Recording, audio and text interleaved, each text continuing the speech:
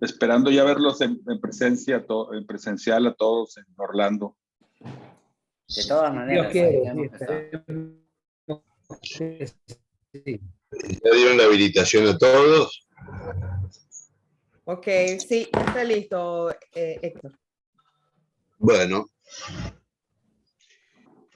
Acá tengo un cartel que me tapa la imagen, pero ahí está, perfecto. Bueno, buenos días a todos.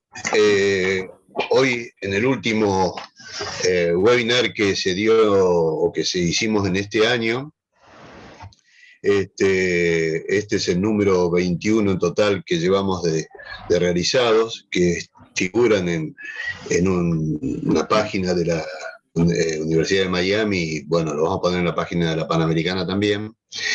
Hoy el tema es cómo tratar el ronquido. Y bueno,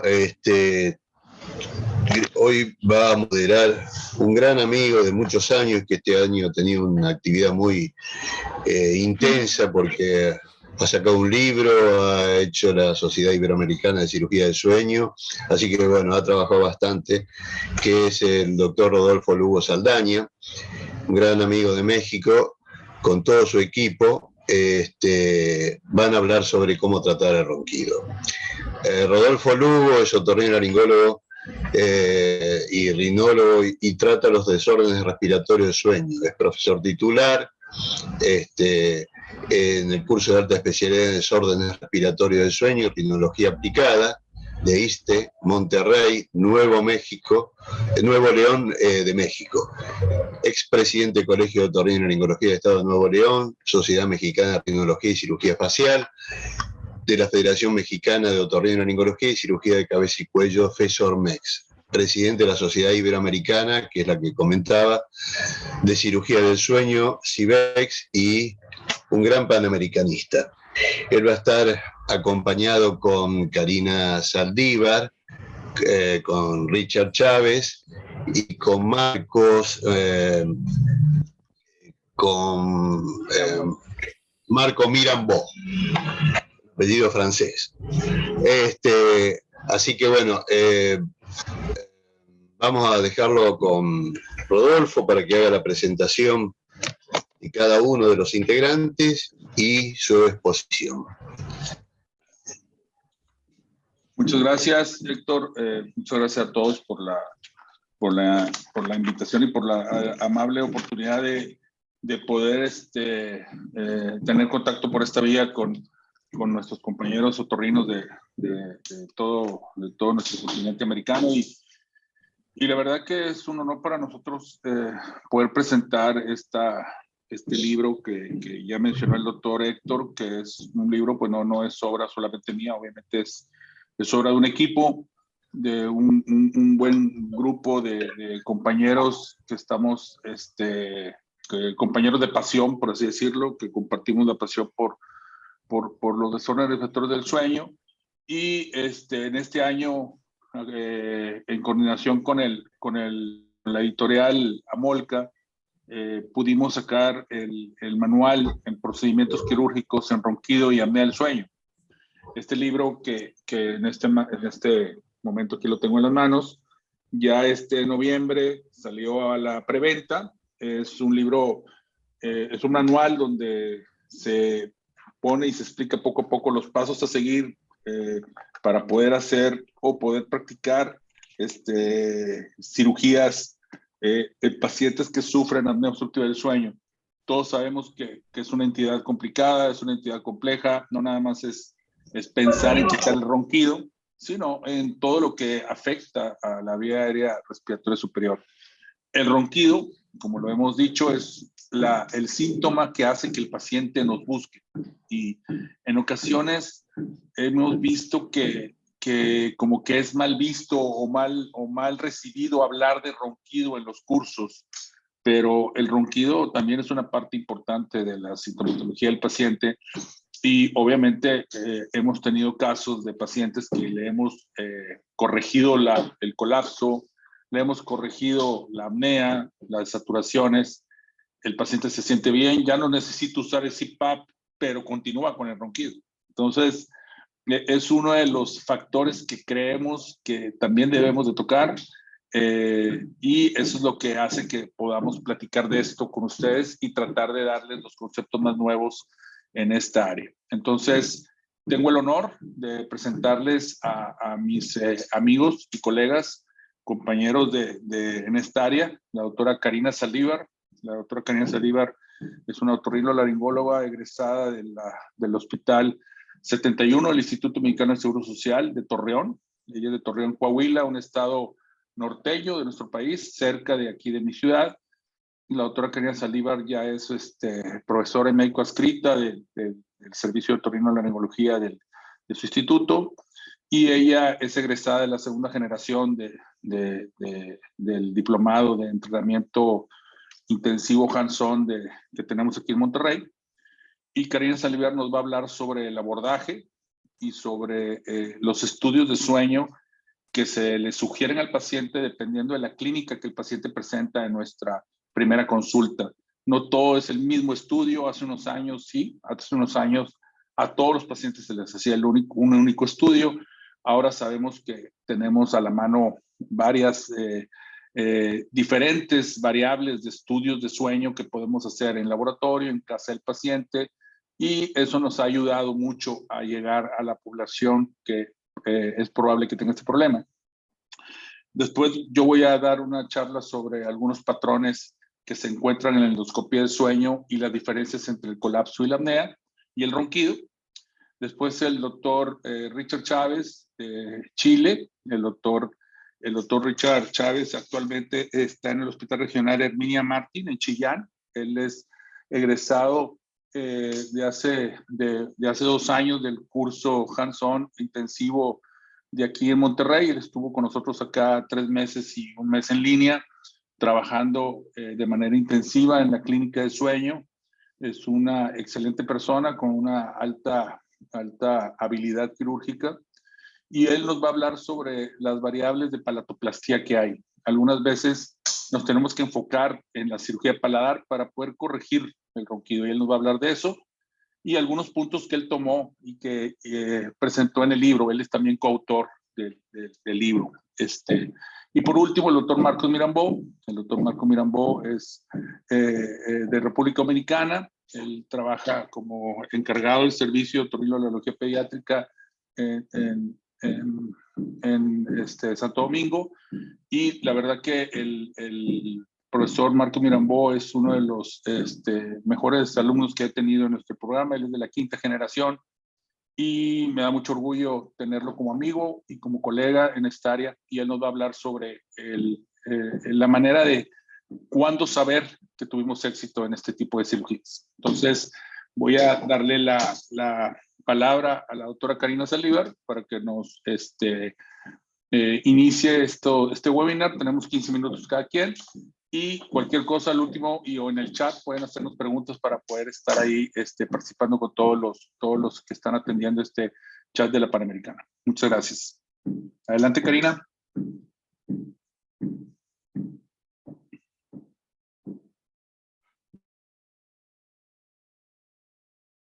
Poner todos el resto en mute, inclusive para que no se escuchen los...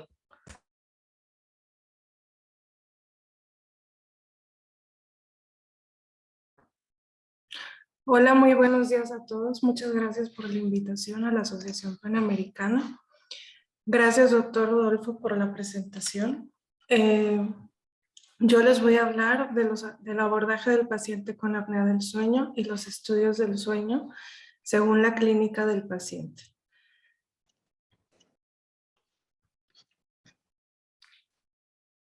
No avanza.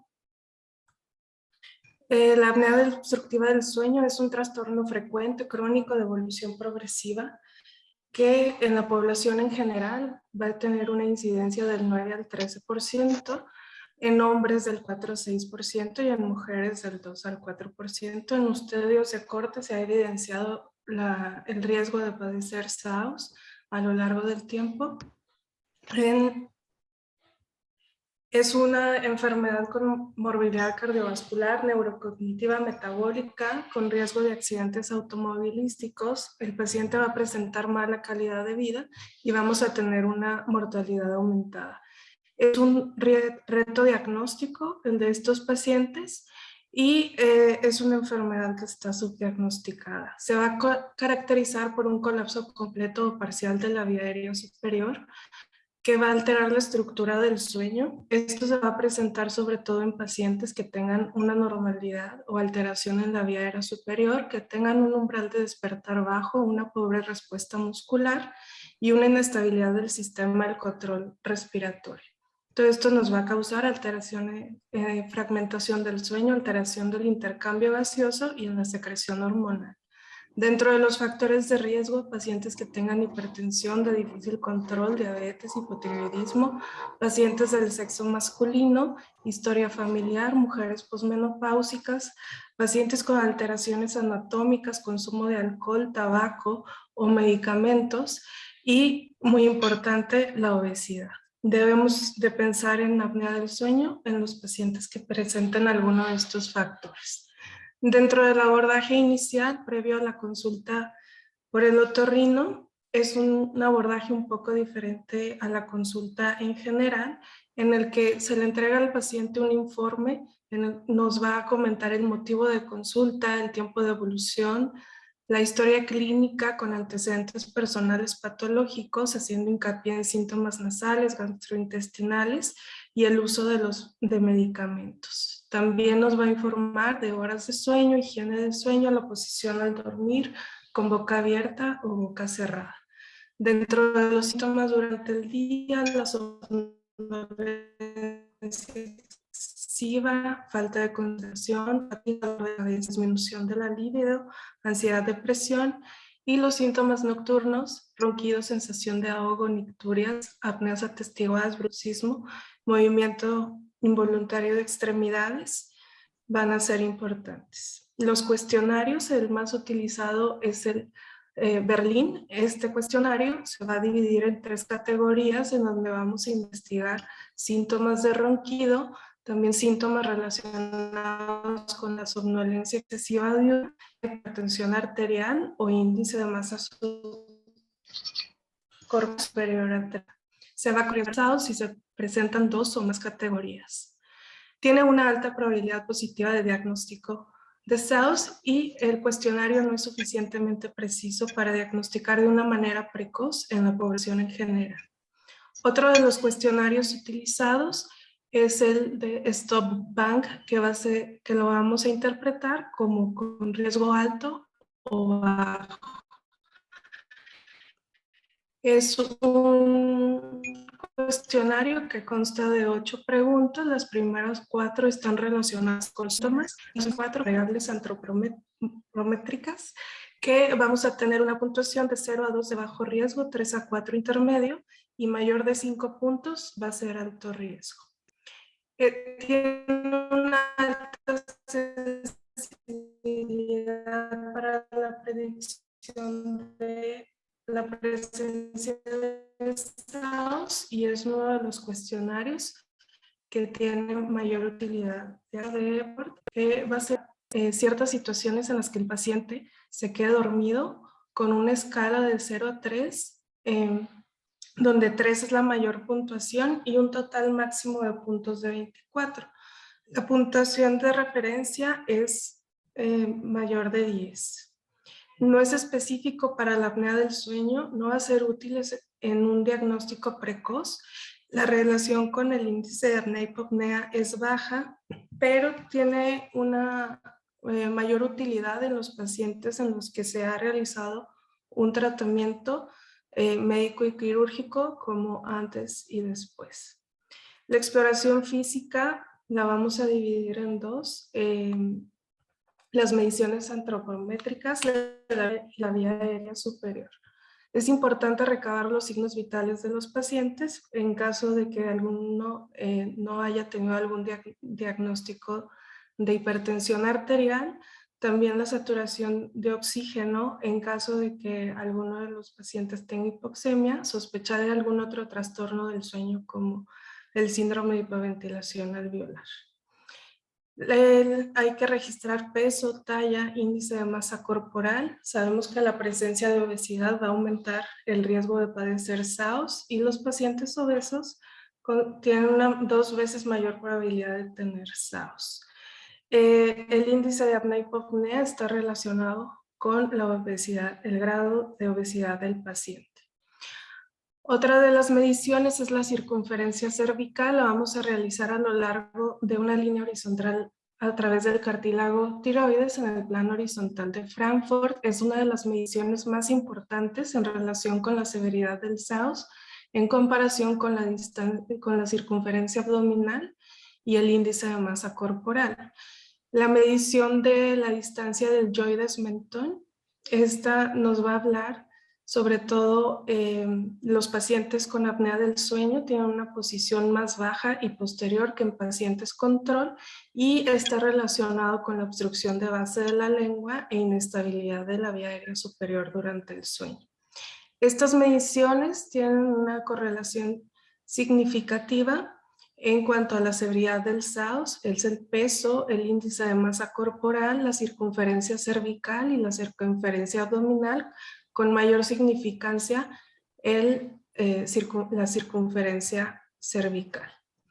En la exploración de la vía aérea superior, vamos a dividirlo en estructuras craniofaciales, tejidos blandos y la configuración de la vía aérea superior mediante la fibroscopía en sus diferentes niveles.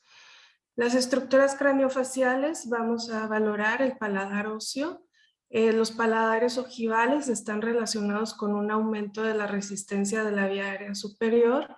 La posición de la mandíbula, la retroposición mandibular o retrognatia está relacionada con un espacio retrolingual estrecho, pacientes con maloclusión grado 2, así como la distancia intermolar. Todo esto nos va a hablar de una vía aérea estrecha.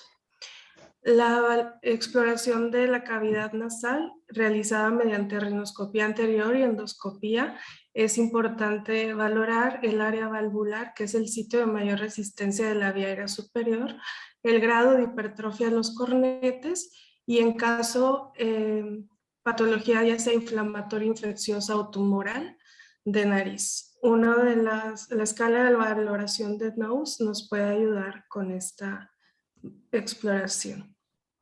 El paladar blando, la posición del paladar blando, ya sea oblicua o vertical, está relacionada con éxito quirúrgico. En el caso del uso de la uvulopalato-faringoplastía, la valoración del punto K en el paladar blando, en la que le solicitamos al paciente con la boca abierta que diga la sílaba K y ahí determinar en qué área está el punto K.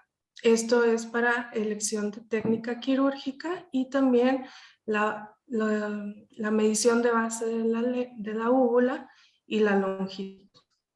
De otras clasificaciones, el Friedman Tone Position, este está relacionado con la presencia y severidad de la apnea del sueño.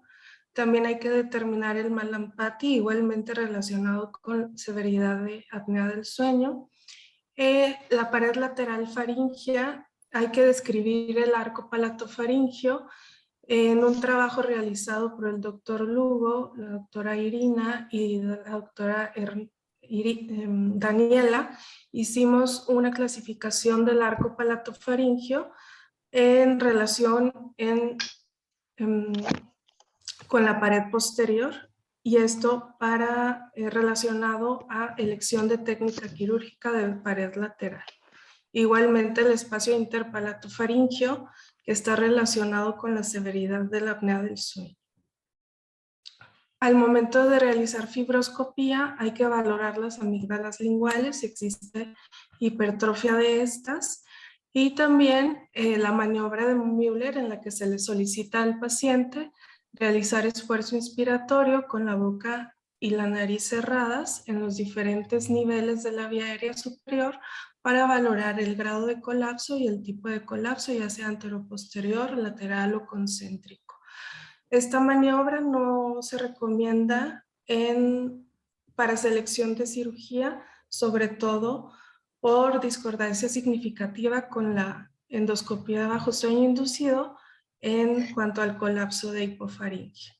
En la selección de los estudios del sueño existen diferentes tipos de estudios. El tipo 1 se realiza en un laboratorio del sueño, va a estar vigilado por un técnico, es un equipo de 14 a 16 canales en la que vamos a contar con variables neurofisiológicas, va a tener más de 2 canales de flujo, vamos a poder identificar el sueño y la vigilia y a determinar el índice de apnea-hipopnea. El tipo 2 es portátil, se puede realizar en el domicilio del paciente, la única diferencia es que vamos a tener menor número de canales. Dentro de los estudios simplificados, el tipo 3 son estudios portátiles, van a tener aproximadamente 4 canales.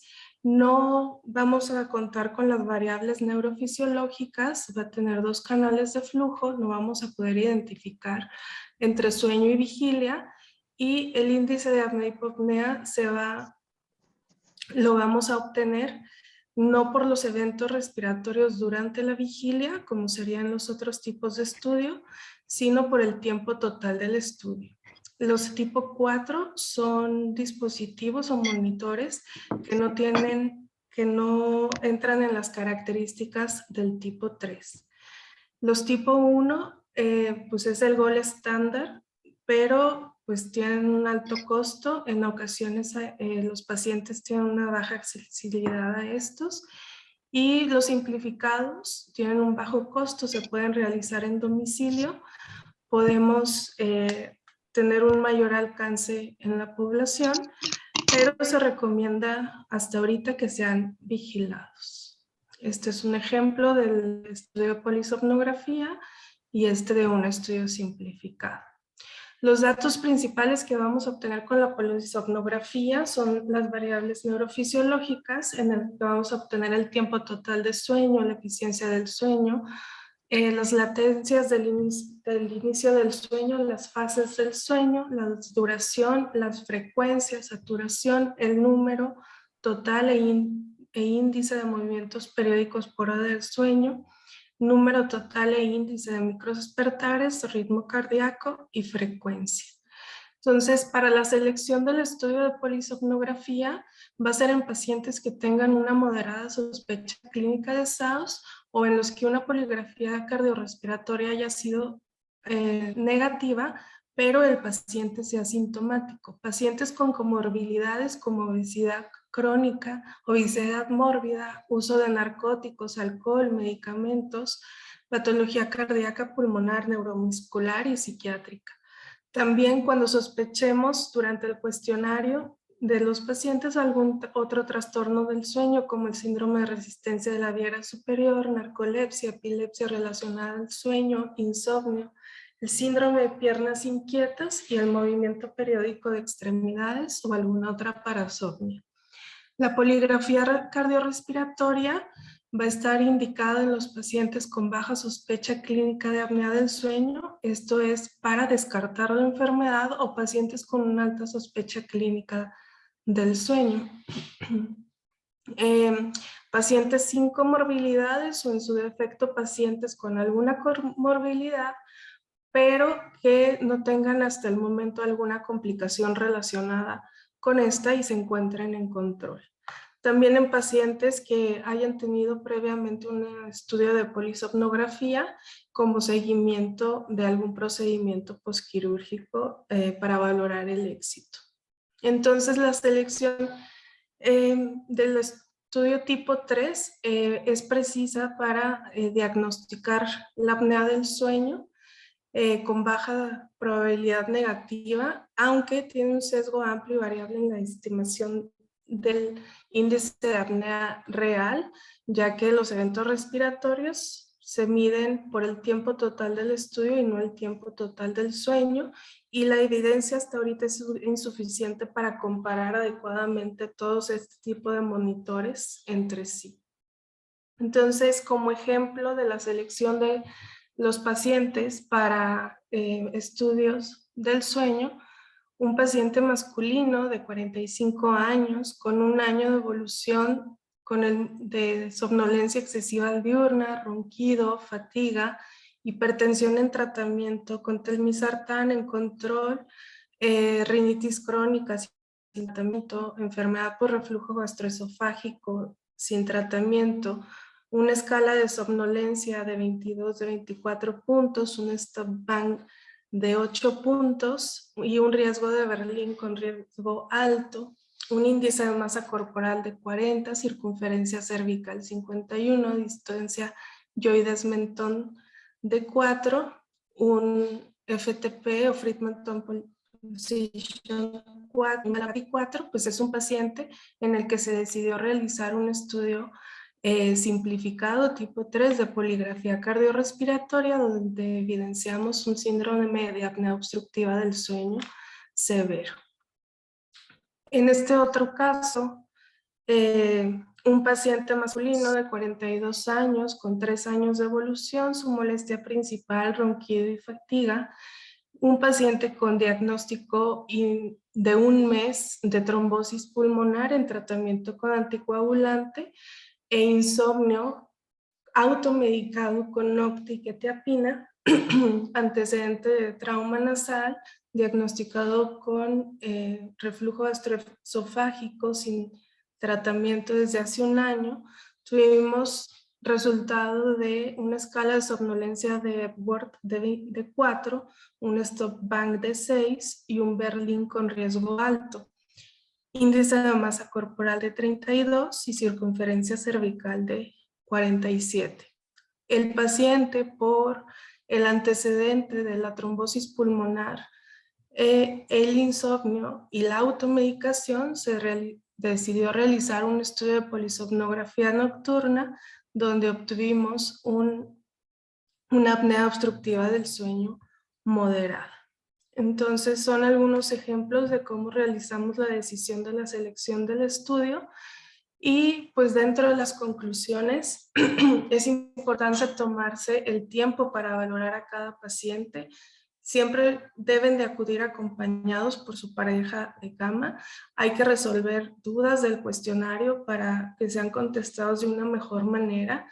Realizar una adecuada exploración física que es diferente en general a la que hacemos como otorrinos en una consulta básica.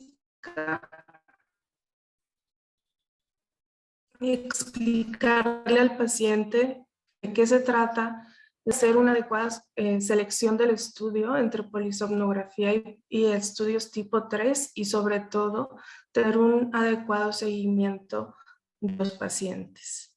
Muchas gracias.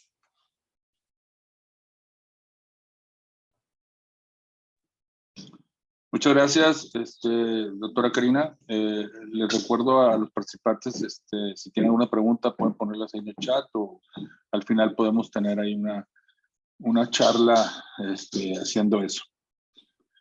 Vamos a compartir la pantalla. Vamos a empezar con... Bueno, yo soy el doctor Lugo, yo vengo de la ciudad de Monterrey, Nuevo León. Vamos a hablar sobre algunas variantes entre el apnea y el ronquido. No es lo mismo, realmente. Sabemos que no es lo mismo y pues vamos a presentar algunas imágenes y algunos videos que tenemos en nuestro manual que estamos presentando, que ya está en preventa y que tiene ciertos links para poder también ver algunos videos. Estos son algunos de los teléfonos que después vamos a compartir, en donde puede ser, se pueden. Como habíamos comentado, el motivo de consulta es lo importante en la clínica del sueño, es clave para nosotros. En algunos lugares tal vez, vienen por lo mismo, lo mandan de algún lugar, más que nada en instituciones públicas, los mandan porque no le funciona el CPAP, pero en las consultas más que nada privadas, en las clínicas particulares, el motivo de consulta es el ronquido muchas veces. Aunque obviamente la evaluación de la vía superior es primordial en todos los pacientes con apnea obstructiva del sueño. De los síntomas que nosotros vemos, el ronquido, la fatiga diurna, las apneas atestiguadas, la somnolencia al conducir, que esos son otros de los síntomas más comunes que vemos, buscar alternativas a tratamientos ya utilizados, pacientes que están utilizando el dispositivo ansimandibular o el CPAP. Sensación de sueño no reparador y alteraciones de la memoria son de los motivos de consulta más comunes que tenemos en la clínica. El ronquido es un síntoma, es un sonido provocado en la vía aérea superior durante la inspiración o en algunos lugares o en algunos momentos en la expiración, y es un síntoma cardinal de la apnea obstructiva del sueño. Ese es según el ISSD-9. Y la apnea obstructiva del sueño es el colapso de los tejidos de la vía aérea superior durante la inspiración o expiración, provocando desaturaciones y, por consiguiente, la fragmentación del sueño. Esa es la definición de la apnea y el ronquido. Cuando buscamos qué causa el ronquido y qué causa la apnea, nos hemos encontrado que son diferentes patrones los que estamos viendo. O sea, el patrón de vibración que causa el ruido no es el patrón de colapso que causa las desaturaciones. Por eso, en ocasiones, vemos pacientes que les corregimos la apnea y no les corregimos el ronquido. O al revés, les corregimos el ronquido y no les corregimos la apnea. Y esto es extremadamente común. La apnea silente es una de las causas también de que el paciente regrese a tu consulta porque el paciente se sigue sintiendo mal, ¿verdad? Vamos a pasar este video en donde ustedes pueden ver un flóter palatino intenso, que es el que causa el ruido. Pero si pueden ver a los lados, se ve un colapso lateral, que es el que causa la desaturación o la apnea. Ahorita el paciente está en fase de ruido, de ronquido. Y después cae en fase de apnea y eso es provocado por los músculos laterales.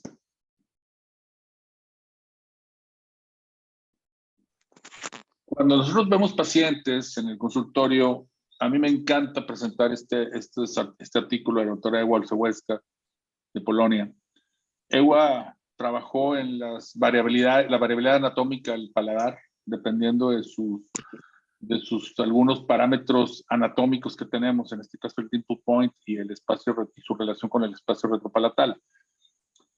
Y ella marca mucho un tipo de paladar que es el vertical. Es un paladar muy estrecho con un punto de máxima vibración muy alto que hace que el espacio retropalatal sea muy comprometido.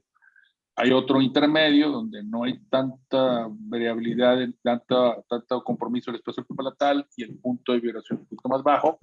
Y el oblicuo, que es muchísimo más bajo, pero que también no está tan complicado en su espacio retropalatal. En este video vemos cómo esa relación en el espacio retropalatal es súper importante para la apnea y para el ronquido. Ese es el famoso input point, cuando le pedimos al paciente que abra la boca y haga un esfuerzo con una consonante. Vean cómo el punto de máxima unión de los tejidos es muy alto en este paciente y se va mucho hacia atrás. Vean cómo cae el paladar como si fuera una cortina. O sea, se va hacia atrás y cae. Ese es el famoso paladar vertical. Ese es muy complicado de manejar. Hemos visto que con las nuevas técnicas avanzadas, con suturas barbadas, de pase contralateral, hemos tenido mejores resultados con este tipo de paladar y es por eso que hemos tratado de identificar bien este tipo de paladar porque es el más complicado. Es importante estar vigilando bien este tipo de paladar. Aquí estamos viendo otro tipo de paladares. Vean cómo en el input point o el punto K, al pedir al paciente que haga una consonante es mucho más bajo, por lo tanto no está tan comprometido el espacio retropalatal, desde medio centímetro de la base de la óvula, y otros que no tienen tan comprometido el espacio retropalatal, pero tiene una vibración muy alta, como el otro de la otra imagen. Vean. Vean cómo en este paciente es un paladar Este es un paladar intermedio, es un paladar oblicuo, perdón, es uno de los mejores. Vean en este tipo de paciente muy estrecho, un déficit transverso intenso, que también es cuestión de otro tipo de trabajo, es pacientes que probablemente se mejorarían con un SARPE o con un DOM también para ampliar el paladar, pero vean cómo el tejido blando es muy estrecho, muy alto y se compromete mucho el espacio retropalatal, quitando que también el músculo lateral está muy, muy comprometido. En la imagen, en el dibujo del artículo de la doctora Ewa, vean cómo el espacio retropalatal está muy marcado, y en esta endoscopía del sueño quiero que vean cómo el contacto de la pared anteroposterior con la rinofaringe, orofaringe, es un contacto muy, muy, muy estable en la línea media. Ahí está dejando de respirar. Vamos a esperar que ronque otra vez. Ya entre la respiración. Y vemos cómo conecta otra vez, cómo vibra el paladar. Ahí está. Es un colapso anteroposterior puro. Muy poco movimiento lateral. Con bastante ronquido. Y nos tenemos que enfocar en ese tipo de paladar. En el otro tipo de paladar, como el paladar oblicuo, se ve en la exploración. Vean cómo el espacio no está tan comprometido en el espacio retropalatal, pero es muy común que este también tenga un poquito de combinación de cierres, como concéntrico o 50-50 que le decimos nosotros. Concéntrico está mal dicho, porque no hay un cierre de la orofaringe, pero hay un cierre 50-50 lateral y anteroposterior. Vean cómo aquí es importante ver el cambio en la anatomía. Y en este paladar intermedio, vean cómo se cierra el paladar, si hay un compromiso en el espacio retropalatal, que podemos ver en la endoscopía de sueño. Y vean cómo hay un pequeño cierre lateral también. No es muy completo, no es un lateral completo, pero es un lateral alto.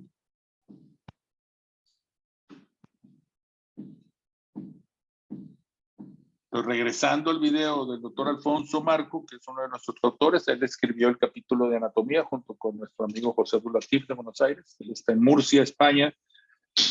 Un otorrino excelente fotógrafo aparte. Y hizo nuestro capítulo de anatomía quirúrgica. Me hizo el honor de pasarme, me hizo el favor de pasarme este video de una disección en donde se ve cómo el paladar tiene diferencia en esta caída. Algunos caen como una cortina, otros se va para atrás, otros se va muy abajo, y esas variables están en ese artículo, las describen muy bien.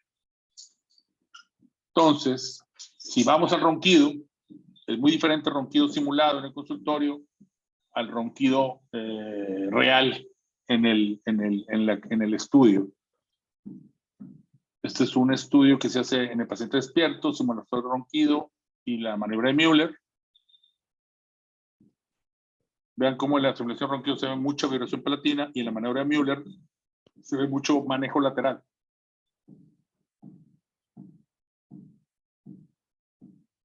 Son dos cosas totalmente diferentes. La maniobra de Müller nos ayuda para ver el tono muscular realmente. Antes se hacía para ver si se le iba a hacer cirugía paladar o no. La verdad, esa maniobra ya quedó como que media histórica en desuso, pero la seguimos utilizando para ver el tono muscular. Y en este video, que a mí me encanta presentar porque es un comparativo entre un paciente despierto y un paciente durante la endoscopía de sueño, quiero que vean la variable en el patrón obstructivo. Parece que son dos pacientes diferentes.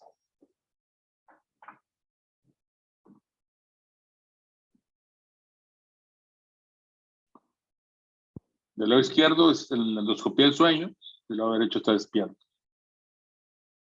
Vean cómo parece dos faringes diferentes. En uno es lateral y en otro es anterior, anteroposterior. Y es el mismo paciente. Por eso es tan complicado sugerirle cirugía a un paciente en el consultorio, haciéndole endoscopía despierto. Aquí el ronquido lo causa la pared lateral. Vean. Y en el paciente despierto, cuando le pedíamos que imitaba ronquido, parecía que la úvula y el paladar era el culpable. Pero en la vida real no. Por eso muchos pacientes que vemos en el consultorio, los cuales ya le cortaron la úvula, la campanilla, siguen roncando y siguen con apnea. Y eso es lo que hace que muchas veces digamos, esta cirugía no funciona, esta cirugía no sirve, le duele mucho y el paciente no le funciona. Y resulta que pues, estuvo mal seleccionado. No descubrimos realmente cuál fue la causa. En este otro endoscopía, donde estamos buscando el patrón de colapso, quiero que vean cómo vibra el paladar y cómo la úvula, ahí se fue para adelante, disculpen, voy a regresar, ahí está. Vean cómo vibra el paladar. Esa es una sábana que desarrollamos en tiempos de pandemia para evitar la aerosolización, por eso está así como tapado el paciente. Pero vean cómo el paladar vibra y la úvula totalmente contacta con la línea media. En este paciente sí hay un patrón de colapso aéreo y causal del ronquido. Vean cómo es anteroposterior, con muy leve movimiento lateral. Entonces, combinando la exploración en paciente despierto y combinando la exploración en paciente dormido, podemos dilucidar y podemos detectar bien qué tipo de faringe paladar tiene este paciente, si la lengua tiene que ver, si la epiglotis tiene que ver, si las posiciones tienen que ver. Ahorita, la endoscopia de sueño nos ayuda porque es lo más cercano. Hasta que no haya algo más fidedigno, sin uso de medicamentos para detectar el patrón obstructivo durante el sueño, esto es lo que nos ayuda. Vean cómo la lengua tiene un hasta 85-90% de obstrucción con un cierre de la epiglotis. Así que ahí a él tenemos que hacerle algo en la lengua porque si no, nos vamos a quedar cortos con el tratamiento. Este es otro paciente con una obstrucción anteroposterior con un pequeño colapso en la pared lateral. Vean.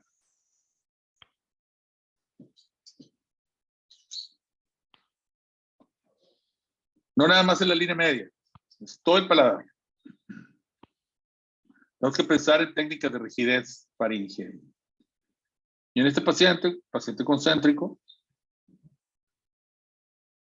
vean cómo está totalmente cerrado, como un embudo.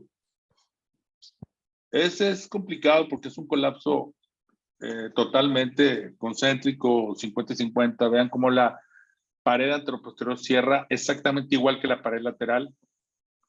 Y ya hay técnicas para corregir este tipo de colapso concéntrico. Estamos juntando pacientes para ver los resultados. Estamos viendo que se tiene que manejar de manera lateral, se tiene que manejar de manera anterior. Técnicas avanzadas de faringe para corregir este tipo de colapso. Entonces, si estamos estamos buscando qué causa el ruido, qué causa la apnea, también tenemos que estar seguros de que no hay otra causa de colapso en este tipo de pacientes. Ya sabemos que puede haber múltiples sitios de obstrucción como la lengua.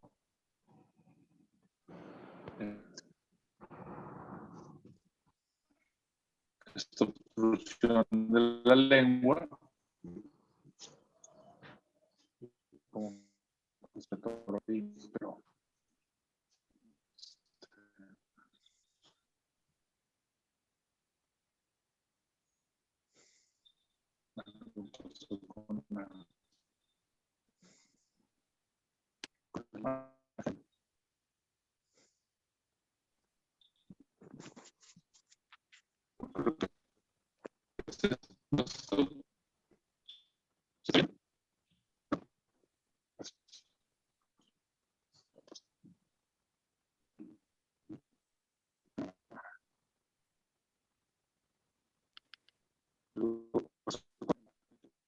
Hola a todos.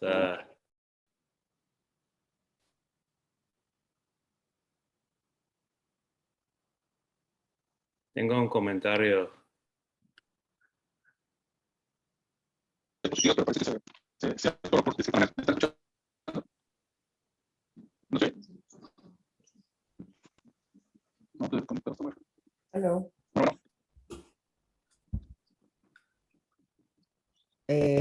No. No te estamos escuchando muy bien. No sé, algo pasó con él. Aló. Sí. A ver, Ahora sí te escuchamos, Rodolfo. El audio está muy malo. Ok. Sí, algo pasó con la presentación.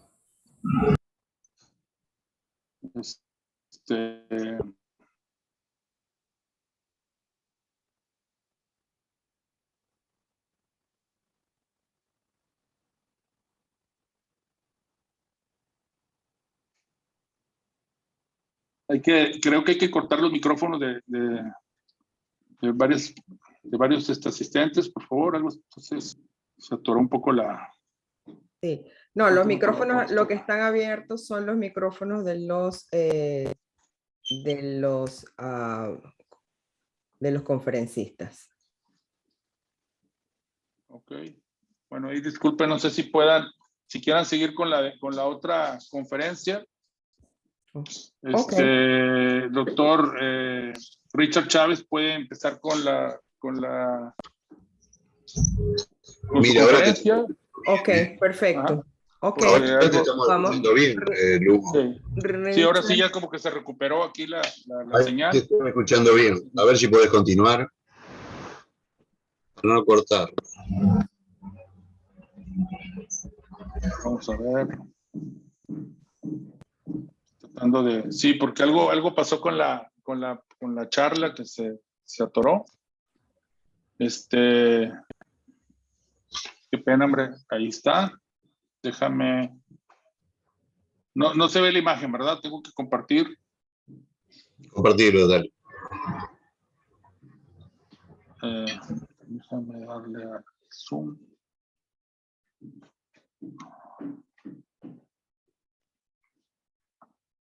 Ajá. A ver. Okay.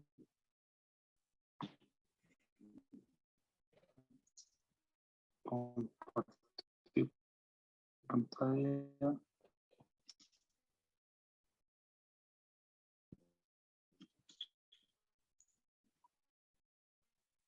Sí.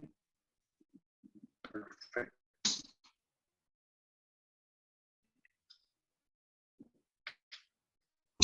¿Podrás continuar, Rodolfo? ¿Estás bien ahí? No te escucho. podemos pasar con el doctor Chávez. Sí, vamos a continuar entonces. Bueno, bueno, sí habíamos practicado muchísimo esto, pero algo me está... ¿Algún video?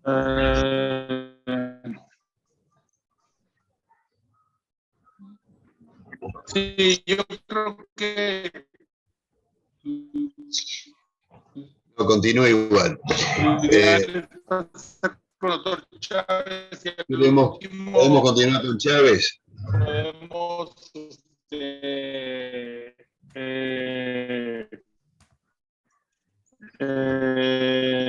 con algunas preguntas y respuestas, sí, porque, con la presentación y pues queremos ver esa. Ok, bueno, continuamos con el doctor Chávez y entonces luego tú en preguntas y respuestas das lo que quieres. Lo que faltó. Ajá, sí, buenísimo, buenísimo. El doctor Chávez, entonces tienes que cerrar el compartir pantalla y viene el doctor Chávez.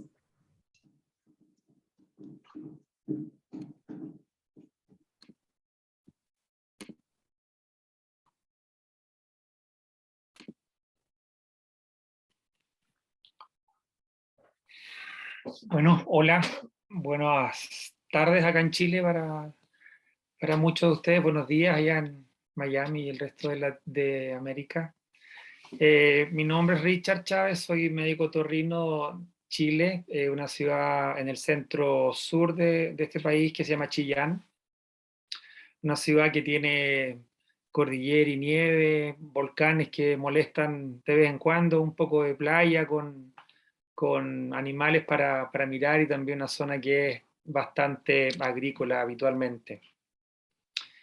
Bueno, hace algunos años tuve la oportunidad de conocer al doctor Lugo y que me permitiera participar de su programa, ¿cierto?, de formación, este diplomado en trastornos respiratorios del dormir, ronquido y reumatología aplicada, y resultó ser una gran oportunidad donde conocí no solo al doctor Lugo, ¿cierto?, sino también a lindas personas que han sido hasta ahora amigos y compañeros de oficio en este proceso de aprender y de descubrir lo que nuestros pacientes necesitan. Tuve la oportunidad también de que el doctor me invitara a participar en la redacción de un capítulo del libro que acaba de presentar hoy día, una gran herramienta para quienes estamos partiendo, sobre todo, donde podemos tener claramente la oportunidad de aprender paso a paso algunas de las técnicas, ¿cierto?, que hemos preparado y apartado para poder compartir como parte de la solución a nuestros pacientes. Bueno, se me pidió que hablara acerca de palatoplastia anterior, diferentes técnicas, ¿cierto?, para tratar el flutter palatino en el contexto, ¿cierto?, del ronquido. Y bueno, si hablamos de ronquido, recordamos que la definición tiene que ver con vibración que se produce en algún punto de la faringe, secundario al paso turbulento del aire por la vía aérea superior, ¿ya?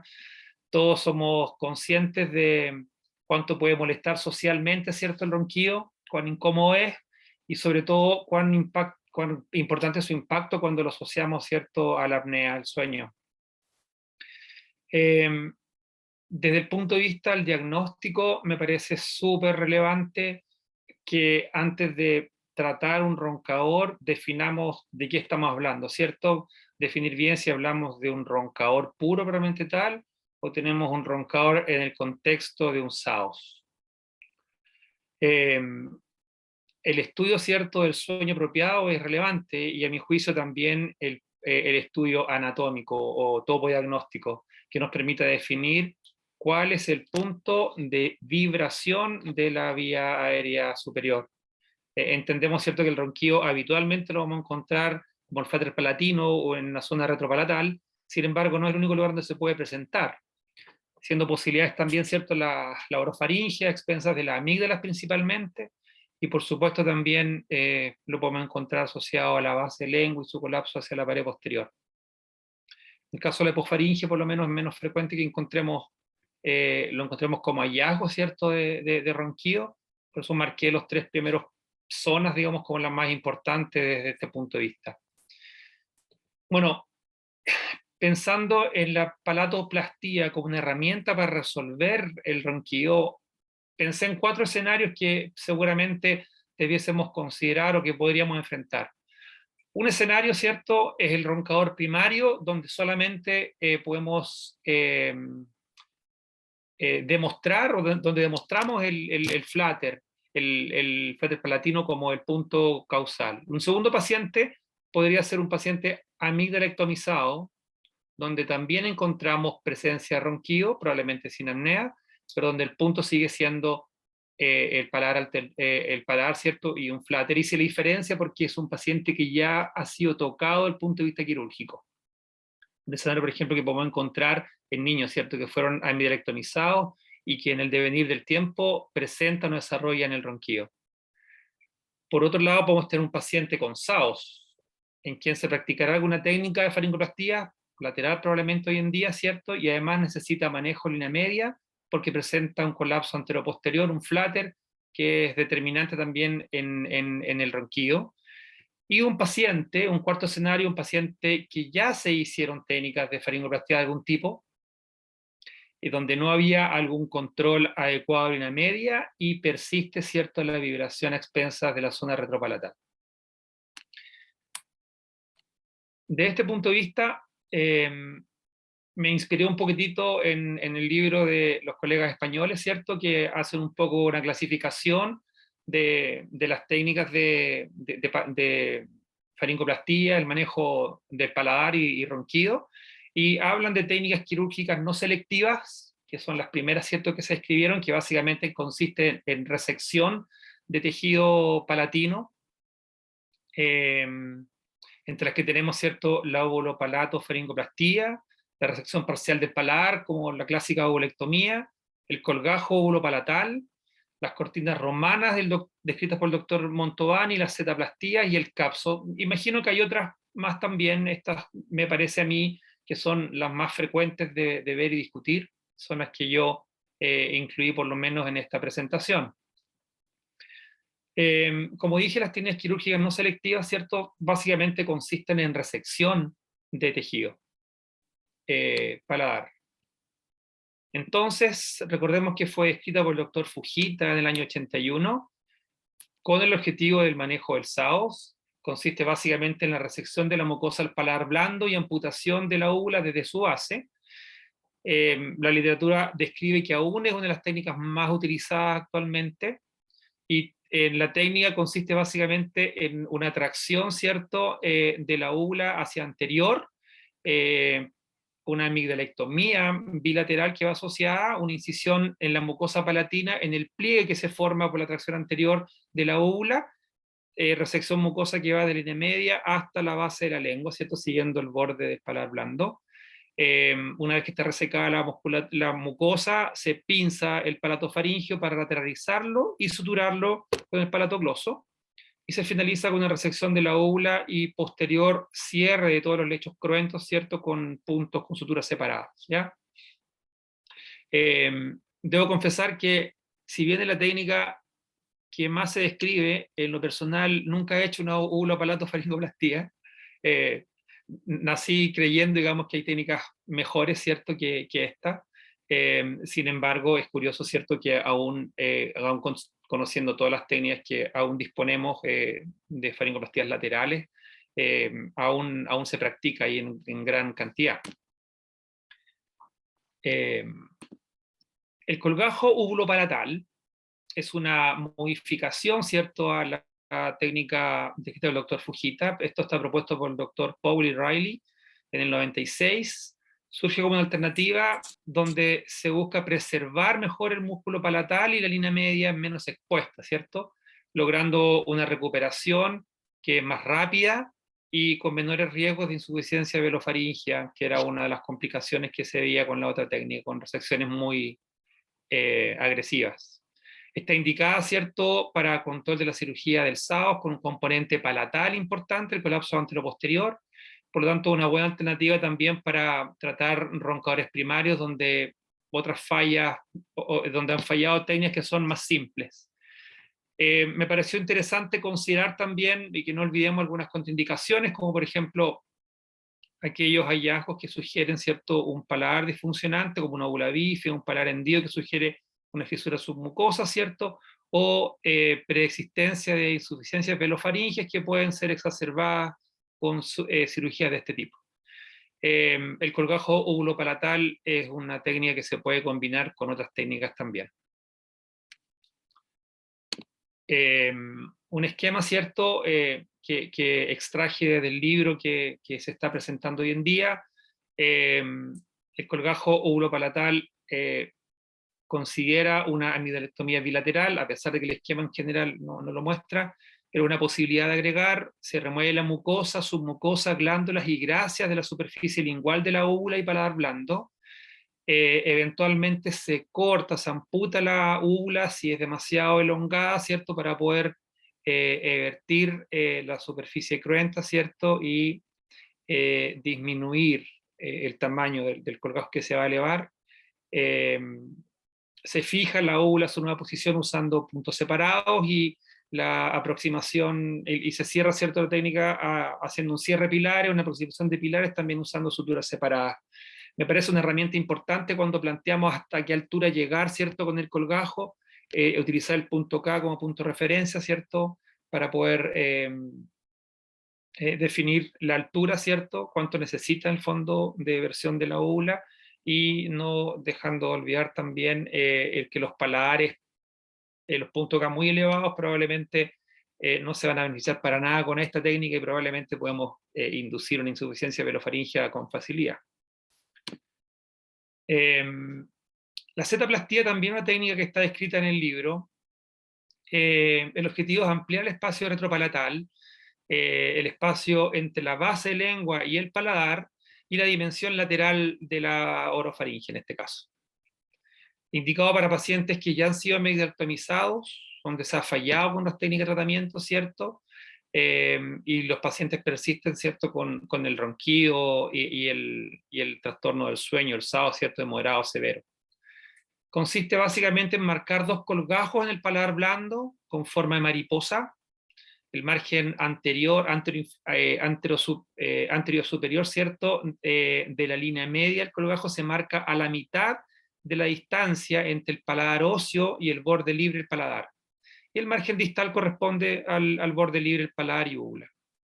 Se remueve la mucosa anterior de estos 2 colgajos y se expone la musculatura palatina, y se desplazan cada colgajo, ¿cierto? De forma...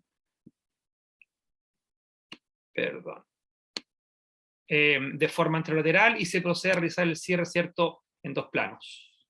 ¿Ya? Bueno, el esquema bastante gráfico, ¿cierto? Que están mirando, no es una técnica sencilla, no es una técnica difícil de realizar, sí es una técnica agresiva. ¿Ya? Probablemente también la altura que le damos a la sección del músculo del paladar pueda eventualmente implicarnos riesgos de insuficiencia velofaringea, cosa que también se debe sopesar oportunamente. El CAPSO, que es la sigla, ¿cierto? de Cautery Assisted Palatal Stiffening Operation, es un procedimiento simple usado para ronquidos y SAOS, inicialmente introducido por Mayer y luego modificado por el Dr. Pang en el 2007. Tiene una de las gracias, ¿cierto?, de esta técnica es que puede ser realizada con anestesia local, por lo tanto, en los lugares que es posible, puede hacerse inclusive en la consulta o fuera de un quirófano. El procedimiento puede ser usado en forma individual o puede ser asociado a otras técnicas como complemento de aquellas técnicas que no tienen un buen control de línea media.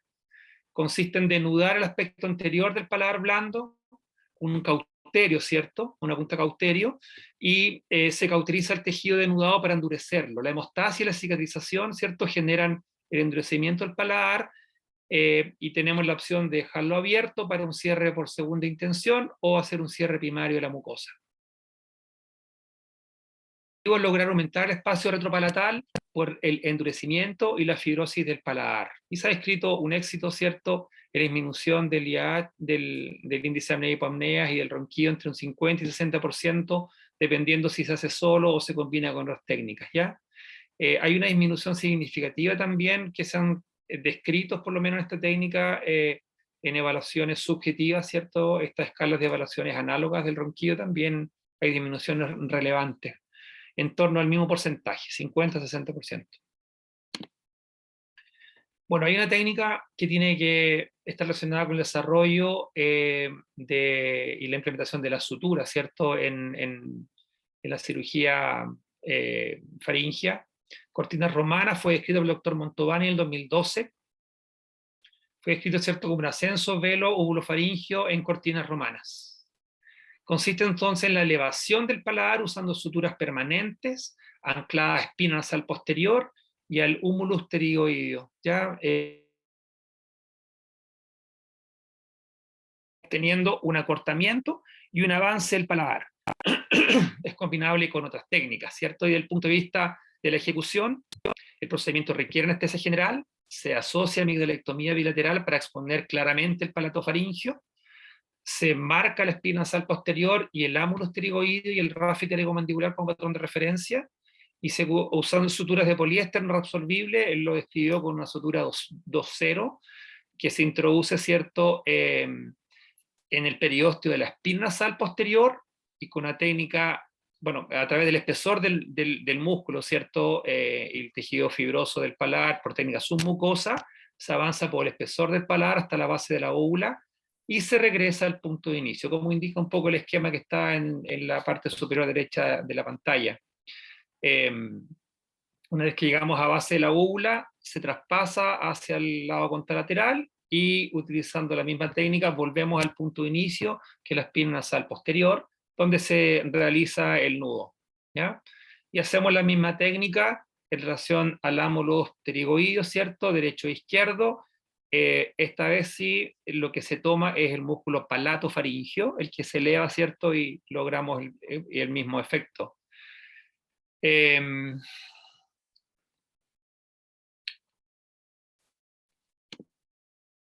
Bien, eso en relación a técnicas, ¿cierto?, de palatoplastia anterior con técnicas quirúrgicas no selectivas, ¿cierto? Son técnicas básicamente que modifican en bloque todo el paladar o la gran mayoría de ellas involucra resecciones, ¿ya? Si hablamos de palatoplastia, también tenemos que recordar que hay técnicas que pueden ser ambulatorias, que son técnicas quirúrgicas ambulatorias que también y que son selectivas. Entre estas tenemos la escleroterapia, los implantes, el paladar blando y la radiofrecuencia. La escleroterapia o snoroplasty es un procedimiento sencillo, se puede realizar sin mayor dificultad con anestesia local, está indicada para el tratamiento de roncadores primarios con un flutter palatino, y lo que se utiliza es un agente esclerosante, ¿cierto?, que produce cicatriz, fibrosis, en una zona localizada, una zona específica que es la que elegimos, aumentando la rigidez del paladar blando, ¿ya? Lo que se utiliza habitualmente es etanol al 50% y tetradesilsulfato. Ahora hay una presentación, ¿cierto?, que viene al 3%. Se realiza, ¿cierto?, aplicando anestesia local en spray primero para poder manipular al paciente en el paladar, luego se hace infiltración con lidocaína, el 1 o el 2%, 1 ml, en los puntos que se van a infiltrar. Son 3 puntos, ¿cierto?, los que se utilizan, uno en línea media y 2 paralelos a este punto en línea media, y posteriormente se realiza la infiltración con jeringa de 3 ml, aguja de 27 French, donde se colocan de 1.5 a 2 ml del agente esclerosante que se decidió escoger, ¿ya? Un detalle es que el efecto es relativamente corto, en promedio podríamos esperarlo en cerca de 6 meses, ¿ya? Pero me parece que tiene una utilidad desde el punto de vista de la elección de la técnica que uno quisiera escoger en forma más definitiva, dado que si el efecto es útil, ¿cierto?, es bueno, uno podría inclinarse por una técnica de paladar que tenga una duración más prolongada.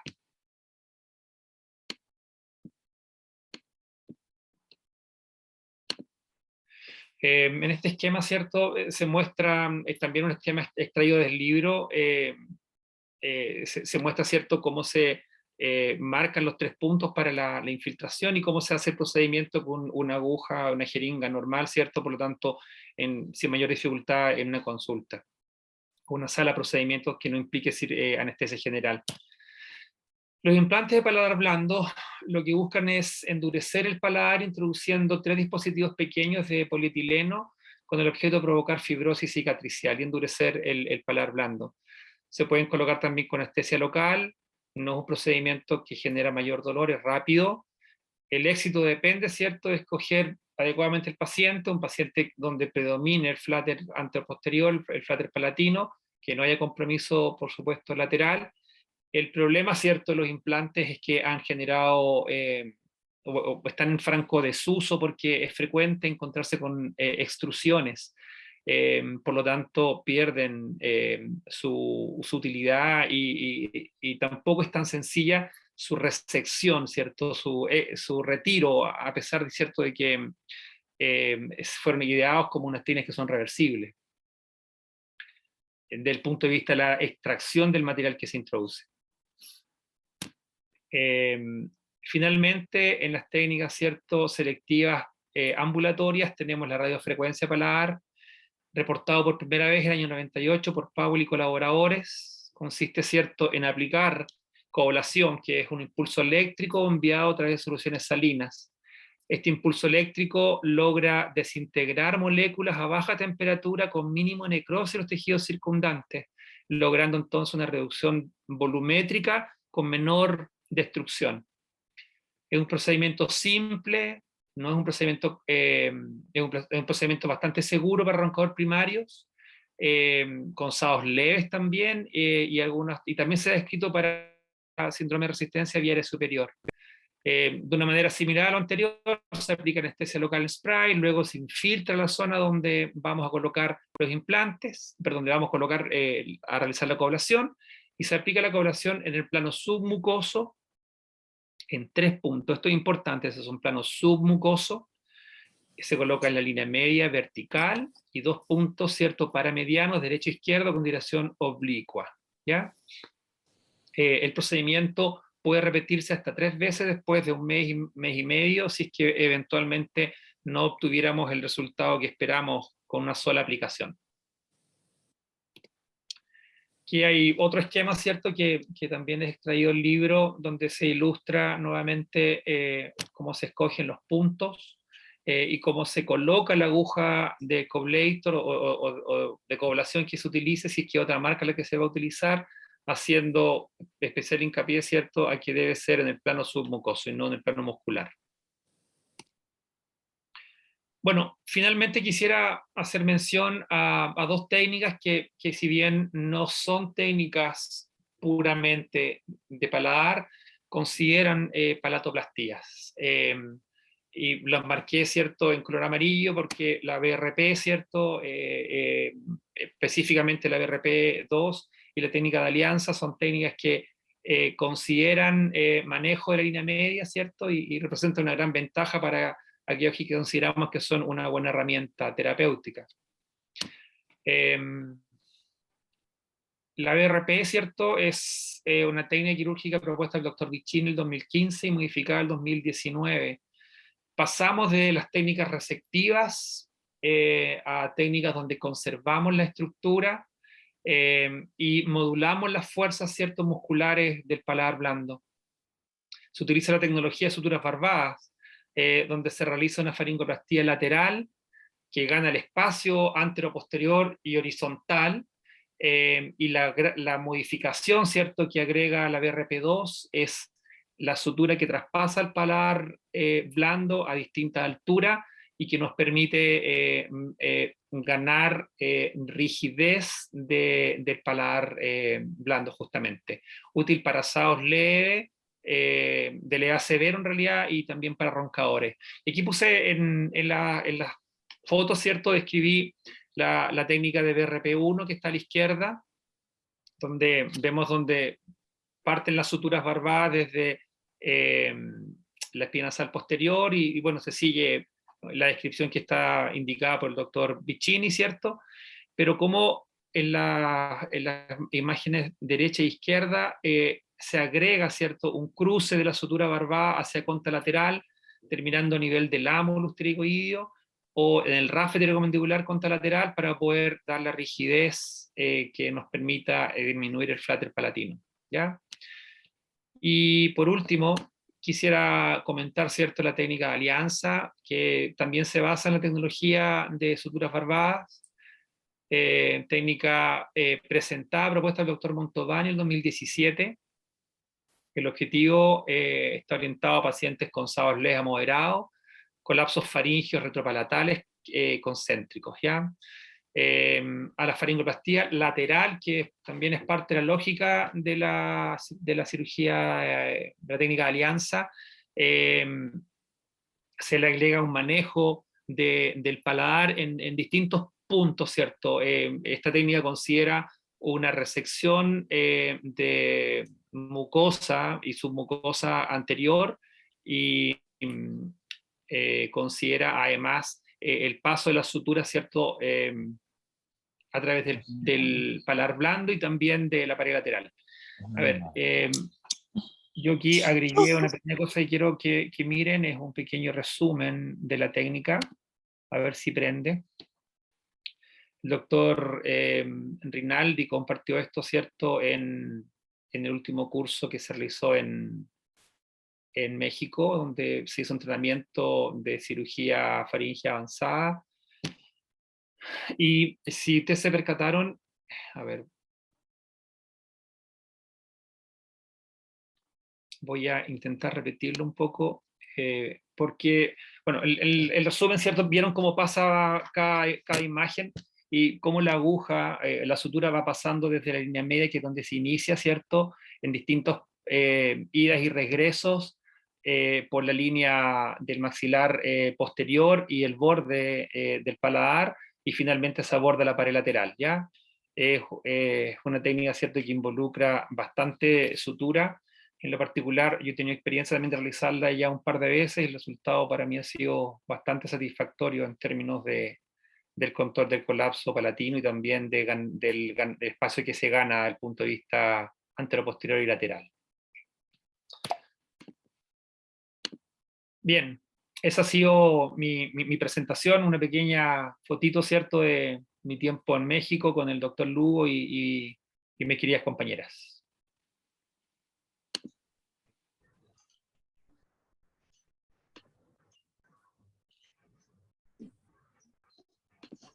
Bueno, Richard, muchas gracias, muy buena presentación. Realmente yo comencé a hacer algo también de cirugía ronquida hace un tiempo atrás, aunque hago otología, pero cómo han crecido las técnicas, cómo se ha desarrollado todo, excelente. Bueno, y Rodolfo, ¿querés continuarlo o le damos paso a Marcos Mirambó? Sí, yo creo que puede empezar el doctor Marcos y al final doy los resultados de las cirugías y los últimos puntos para preguntas y respuestas. Claro, con mucho gusto. Doctor Marcos. Bueno, adelante Marcos. Perfecto, entonces. Marcos. Te voy a lanzar un jabón para que lo pongas en la bañera de aquí adentro.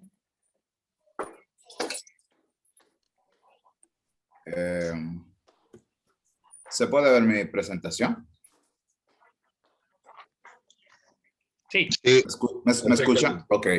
Buenos días. Mi nombre es Marcos Mirambó. Soy de República Dominicana.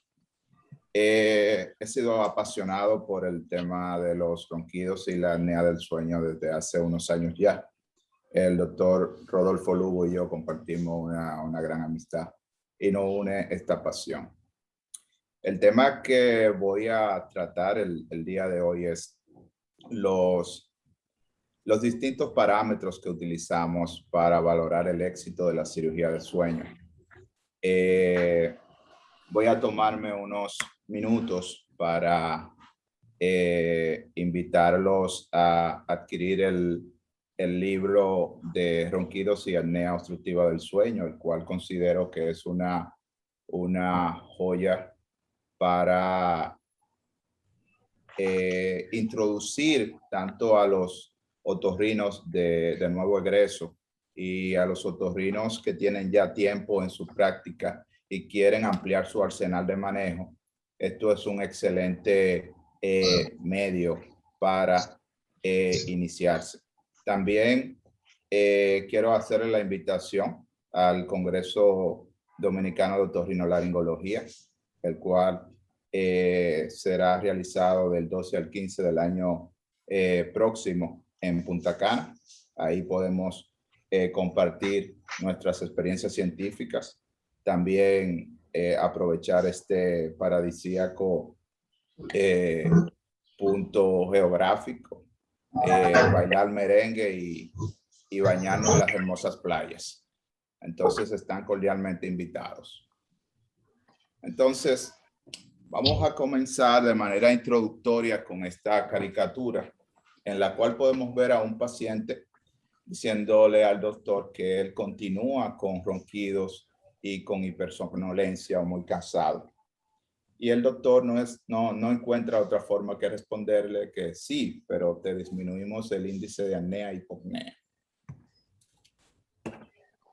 Tenemos una balanza actual donde se le da mucha importancia a lo que es el índice de apnea y hipopnea para valorar los resultados en los distintos tratamientos para la apnea del sueño, no solamente desde el punto de vista quirúrgico, dejándose a un lado otros factores importantes que impactan de manera negativa en la vida del paciente, como es la hipertensión, el índice de masa corporal, el ronquido, la somnolencia y la calidad de vida. El síndrome de apnea del sueño es una entidad que va en aumento cada día más. En este artículo bastante interesante que valora la estimación global de la prevalencia de este síndrome, Se habla de que aproximadamente 1 millón de personas en todo el mundo sufre la patología, siendo más importante la China, Estados Unidos, Brasil y la India. Yo difiero un poco de los resultados porque creo que la estadística puede ser aún mayor, porque hay múltiples pacientes que no pueden tener acceso a lo que son las modalidades terapéuticas y diagnósticas para este síndrome. Voy a dar un ejemplo claro, es en mi país, o sea, el sistema tanto público y privado no reconoce la apnea del sueño como un padecimiento que debe de estar dentro del catálogo nacional de salud. Entonces, estos pacientes no tienen una asistencia buena. Esos pacientes tienen que pagar sus estudios y pagar sus procedimientos porque las aseguradoras no los reconocen. Entonces, esa misma situación ocurre en países en vía de desarrollo y por eso creo que hay una subvaloración, un subdiagnóstico en esta patología. Entonces, como ya mis compañeros plantearon de manera magistral, las manifestaciones clínicas en el síndrome de apnea obstructiva del sueño son claras. Hay manifestaciones clínicas que son muy comunes, como son el ronquido, la hipersomnolencia, la sensación de ahogamiento, apneas atestiguadas y nicturia. Estas son manifestaciones cardinales. Pero no fuimos más allá y en mi programa hemos hecho encuestas a los pacientes para ver cómo impactan cada una de estas manifestaciones clínicas al paciente y a la pareja. Por ejemplo, el ronquido solamente fue una queja en un 25% de los pacientes, porque en realidad el paciente está durmiendo. El paciente no se queja del ronquido. A la que le impacta de manera real es a la pareja, que el 100% de las parejas entrevistadas se quejaron de que el ronquido era la manifestación clínica más importante. En la hipersomnolencia es todo lo contrario. El paciente que tiene hipersomnolencia vive día a día todas esas manifestaciones clínicas de cansancio, fatiga, inclusive accidentes automovilísticos. Entonces, en esta manifestación clínica es importante el paciente más que la pareja. Igual que en la sensación de ahogamiento o apneas atestiguadas, esta es una manifestación clínica nocturna, al igual que el ronquido. Es muy raro que el paciente se queje de esta manifestación, pero es altamente preocupante en la pareja del paciente. La nicturia es importante en ambos grupos evaluados, debido a que la nicturia interviene en una fragmentación del sueño en ambas personas, porque al pararse el paciente de la cama, ir al baño, en muchas ocasiones despierta a su pareja. Entonces, hay una terminología de interés que debemos de conocer debido a que gran parte de los participantes de este gran webinar son médicos residentes y médicos recién graduados. Entonces, ellos deben de conocer cierta terminología, como son la apnea, que es el cese de flujo de aire de por lo menos 10 segundos, la hipopnea, que es una disminución del flujo aéreo que puede ir entre un 30 a un 90%, con una duración de no menos de 10 segundos y acompañado de una desaturación que puede ir de un 3% con un despertar o un 4% de saturación. El índice de apnea y hipopnea, que vamos a hablar mucho en esta conferencia, es la suma de los eventos respiratorios por horas, dígase apnea e hipopnea por hora. El RERAS es un evento respiratorio que va a causar un despertar o una desaturación, pero que no tiene todas las características para ser catalogado ni como apnea ni como hipopnea. Y por último, el índice respiratorio, que es la suma de los eventos respiratorios más el RERAS por hora. Entonces, ya el síndrome de apnea del sueño como tal tiene varias modalidades terapéuticas. Hay un término que no nos gusta, nosotros lo que hacemos es cirugías de sueño, que es que el CPAP es el gold estándar para el tratamiento del síndrome de apnea del sueño, pero en realidad sigue todavía esa tendencia de que sea el el método diagnóstico, el método terapéutico gold estándar.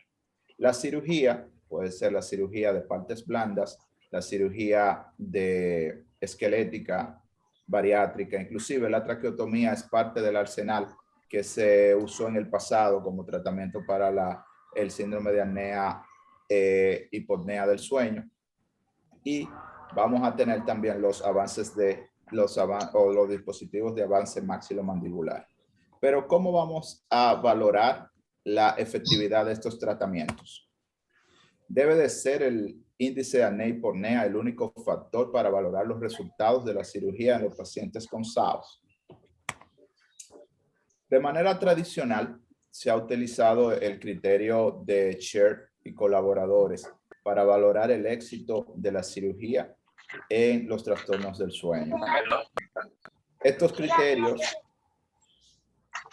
exponen lo siguiente: una reducción igual al 50 o mayor al 50% del índice de apnea-hipopnea prequirúrgico, o que el paciente tenga un índice de apnea-hipopnea menor de 20 cuando el prequirúrgico fue mayor o igual a 21. Uy, ¿qué pasó con mi hijo? Como podemos ver, favor apagar el micrófono, por favor.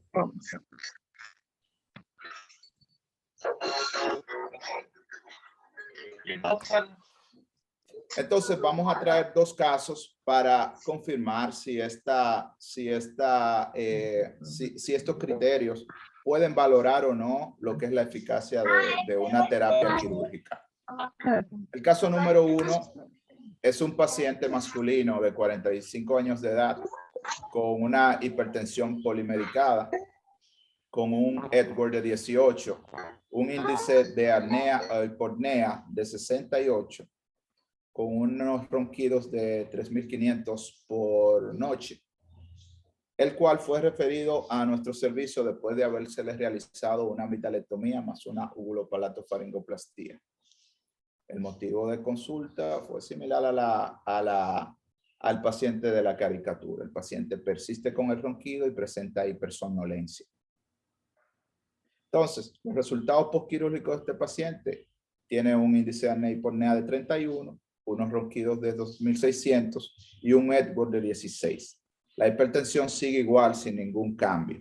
Entonces, esto es un paciente que francamente, aunque cumpla parte de los criterios de Sher, es un paciente que no lo podemos catalogar como un éxito quirúrgico, porque todavía presenta manifestaciones clínicas que impactan de manera negativa su calidad de vida. Por ejemplo, continúa teniendo muchos ronquidos y no varió para nada la escala de Edwards o la escala de somnolencia.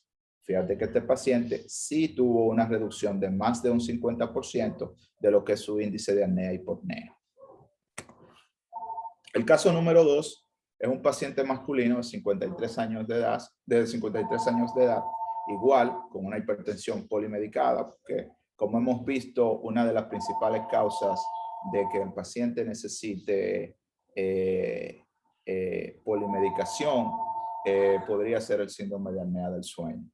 Entonces, el paciente presenta un Edwards de 16, un índice de apnea-hipopnea de 2000, una escala de ronquido de 2040 por noche y tenía un índice de apnea-hipopnea de 50.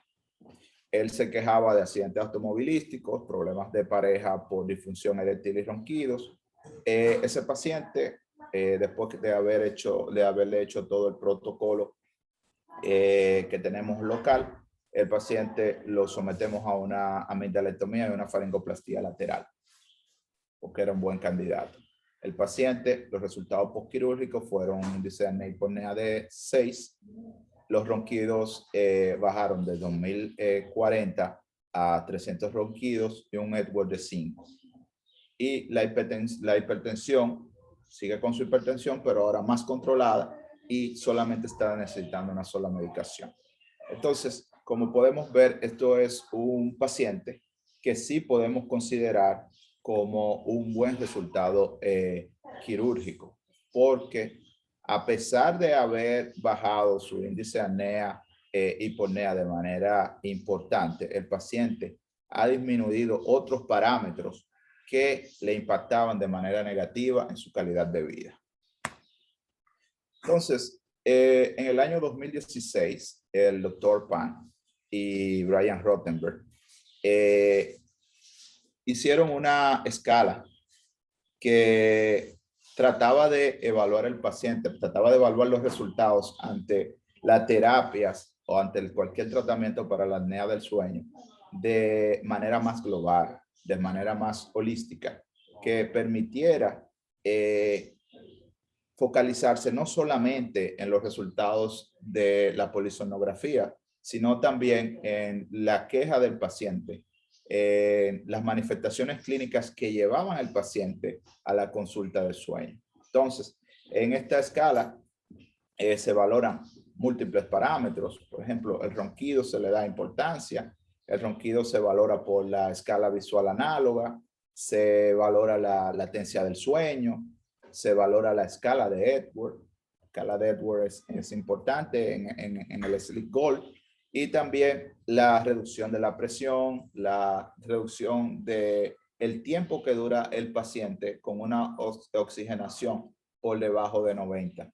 No olvida, esta escala no olvida lo que es el índice de apnea e hipopnea y sigue con los mismos criterios de Sher, que es la reducción del 50% del índice de apnea hipopnea prequirúrgico y un índice de apnea hipopnea por debajo de 20.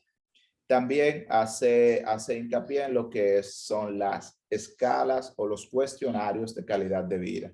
Uno de los cuestionarios de calidad de vida que más me gustan y que más aplico en los pacientes es el cuestionario de resultados de función de sueño, o en sus siglas en inglés FOQS10.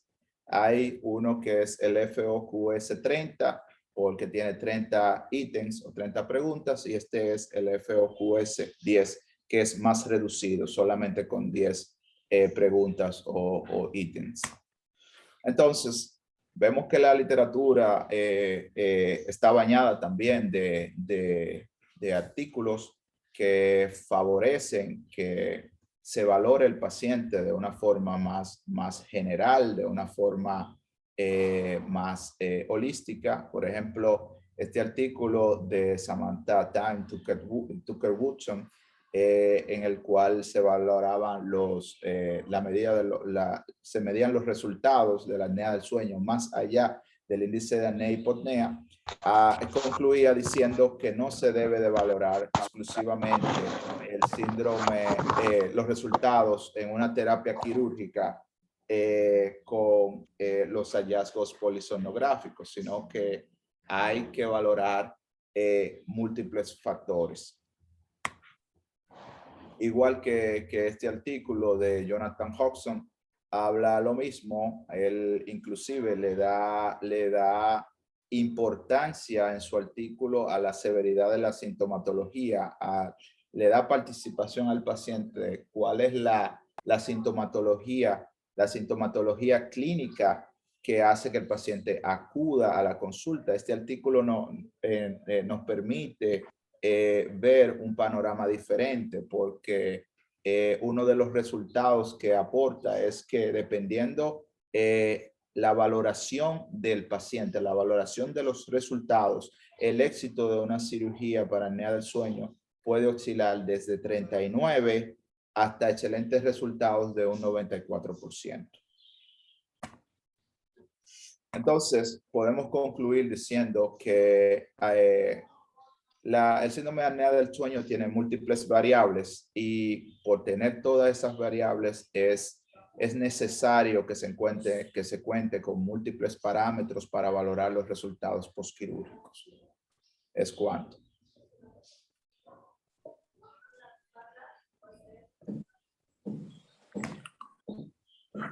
Muchas gracias.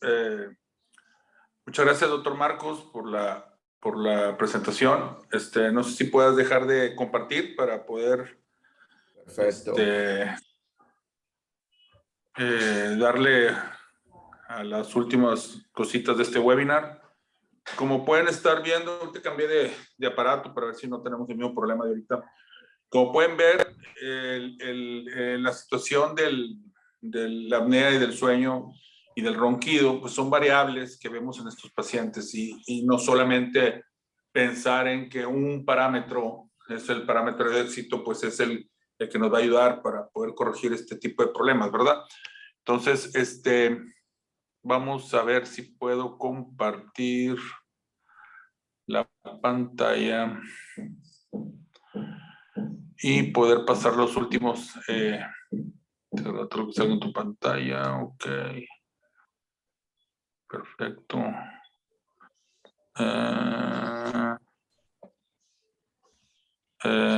Espérame. No entiendo aquí. Bueno, total, estoy. A ver, espérame.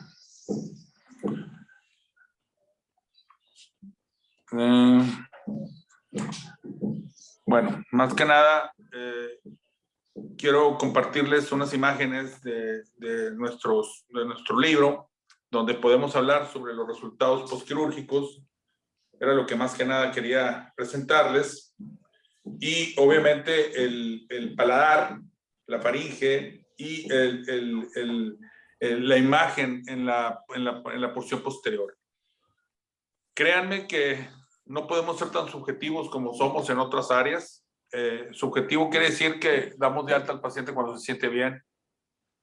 Sí podemos serlo, pero lo importante en la cirugía de sueño es pedirle un estudio unos meses después para saber si realmente este paciente mejoró en su oxigenación, mejoró en sus desaturaciones, mejoró en sus respiraciones, mejoró en cuanto a apneas, mejoró en cuanto a la arquitectura de sueño. Todo eso es bien importante para que nosotros podamos estar de acuerdo en que el paciente tuvo un buen éxito postquirúrgico. Algunos pacientes, cuando les pedimos que ese estudio se haga, nos preguntan, ¿es que porque algo salió mal, doctor?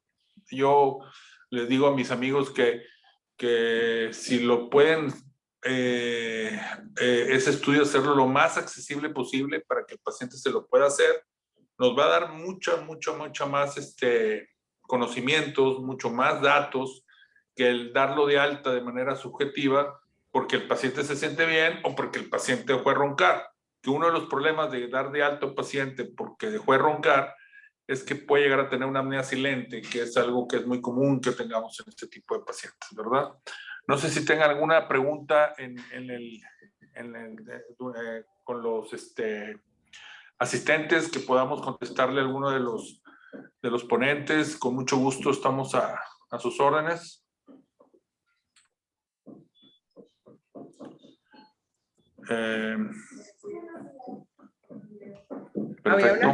Sí, tenías unas preguntas que estaban pendientes por responder.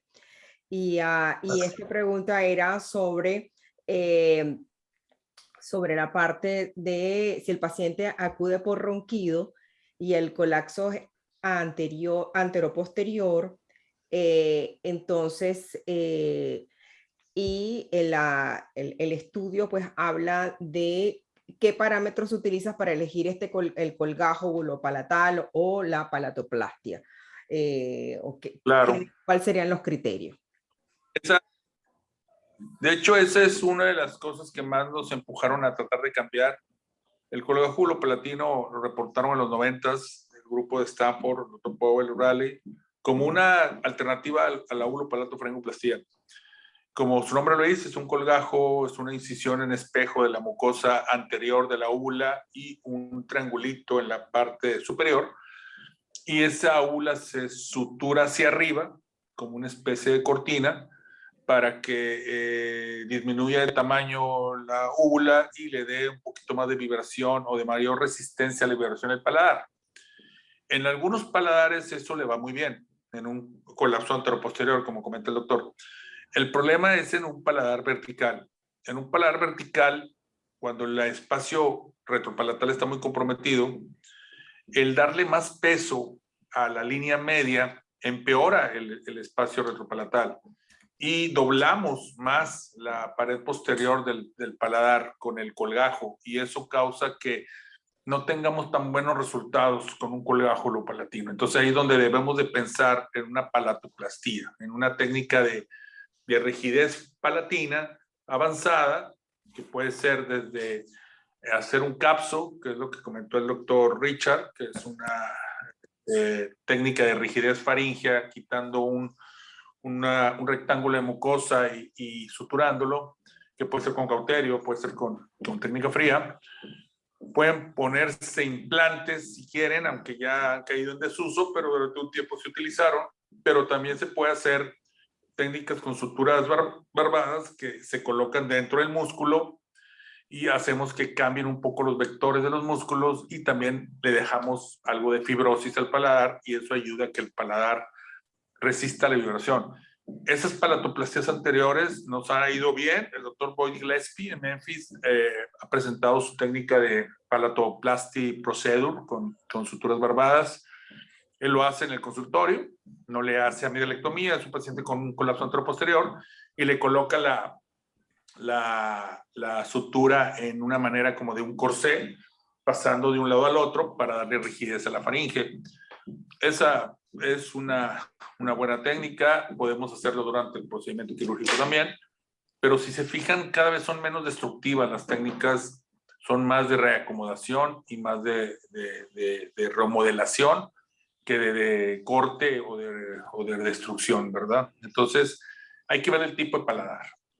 ¿Qué tipo de paladar es? Para ver si podemos ofrecerle qué tipo de cirugía en un colapso anteroposterior. Excelente. El doctor Jacobix tiene la mano levantada desde hace bastante tiempo, y entonces, bueno, quisiera saber escuchar su opinión. Hola, enhorabuena por las charlas. Tengo un comentario sobre la evaluación de las vías respiratorias cuando el paciente está despierto. En mi opinión, cuando examinamos el paciente despierto, es importante evaluarlos acostado en el final de respiración. Eso es para reducir el efecto del tono muscular. Lo hace más comparable a DIS, sonoendoscopía.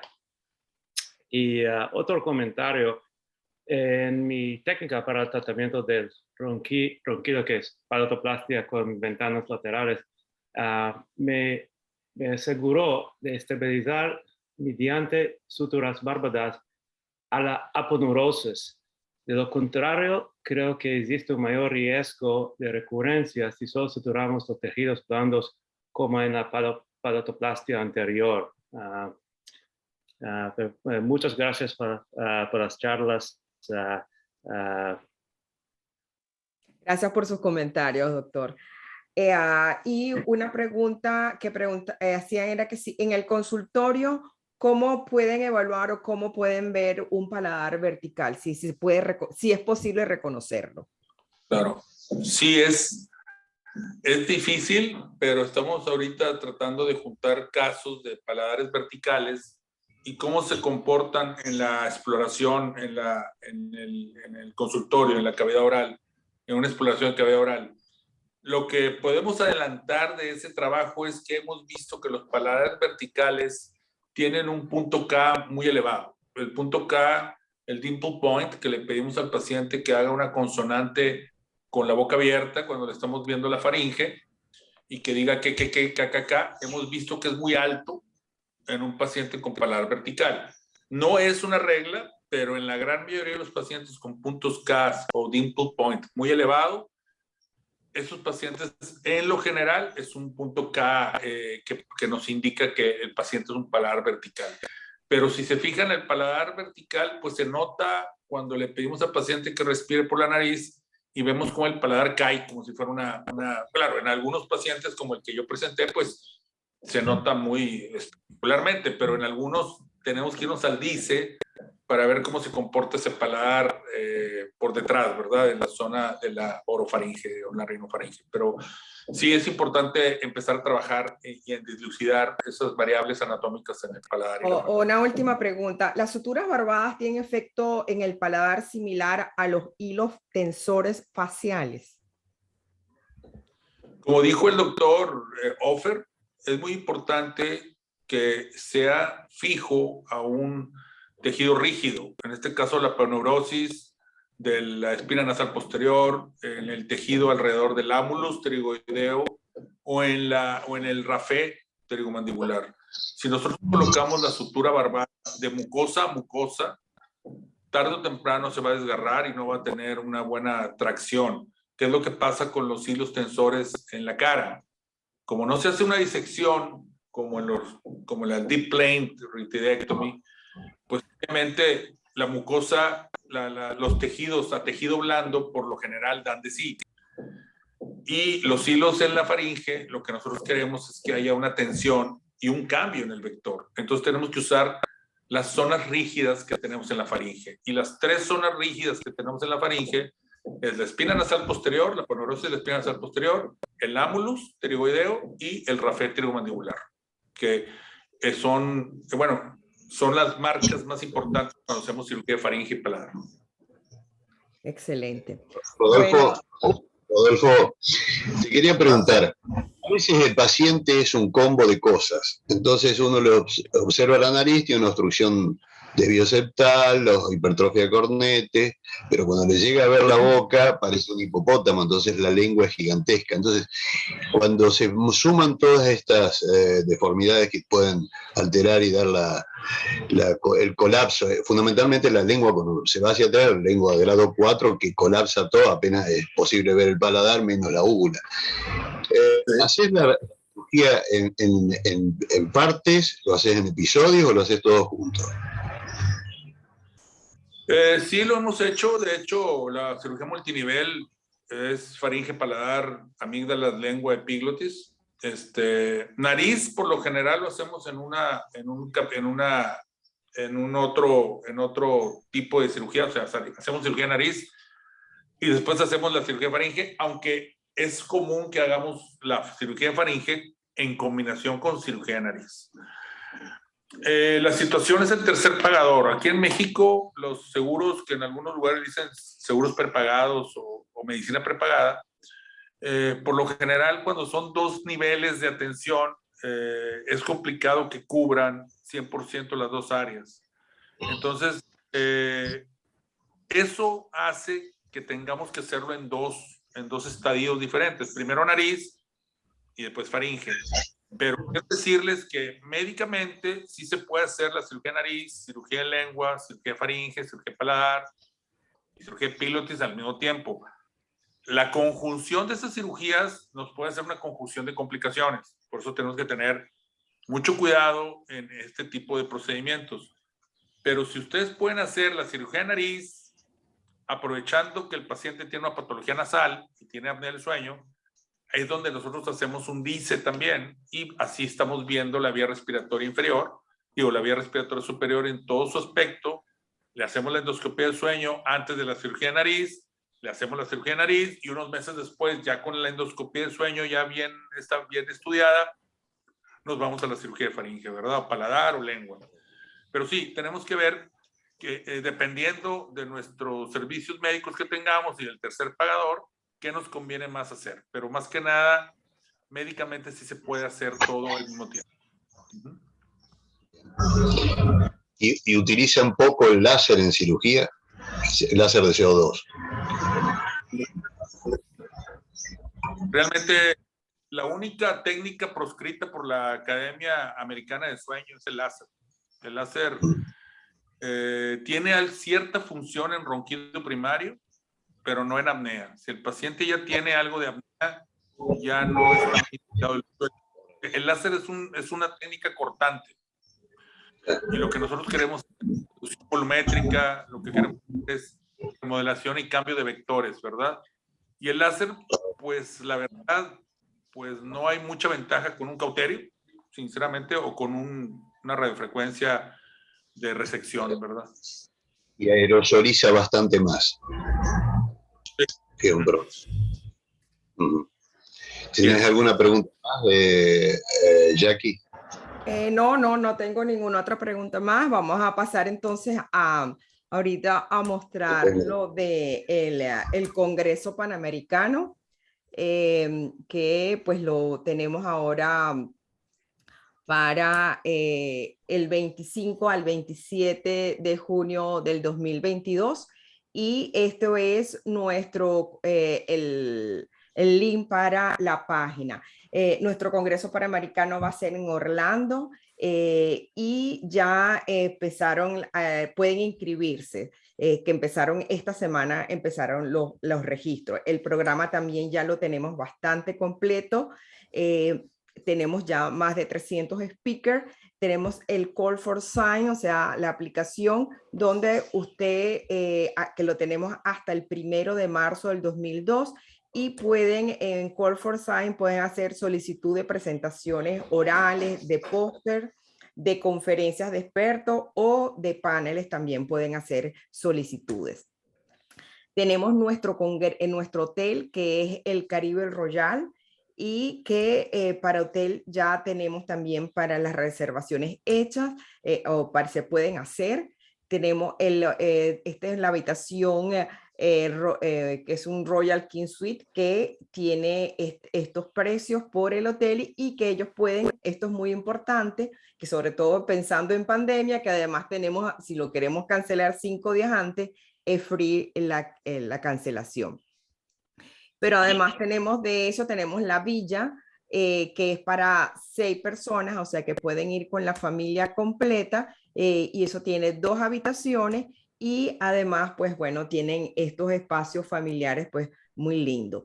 Nosotros vamos a tener también, tenemos las actividades sociales propias del Congreso Panamericano, donde tenemos nuestra recepción, vamos a hacer actividades en Universal Studios, y además tenemos nuestra fiesta de clausura y lo más importante, que va a ser nuestro reencuentro panamericano.